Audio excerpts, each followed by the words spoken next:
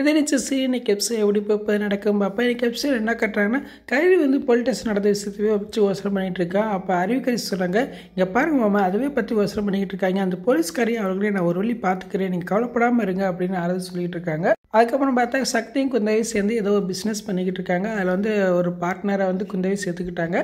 எதை கேட்குறாங்க, சக்தி சொல்கிற எல்லாமே ஜானிகிட்ட தான் இருக்குது அப்படின்னு சொல்கிறாரு. தாராளமாக கேளுங்க, ஆனால் எல்லா விஷயத்தையுமே சொல்லாதீங்க அப்படின்னு குந்தவி சொல்கிறாங்க. சக்தியும் சரின்னு சொல்லிடுறான். வேறு சக்தி ஜானிகிட்ட பேசிக்கிட்டு இருக்கான். அப்போ ஜானியும் ஓகே சொல்லிடுறாங்க.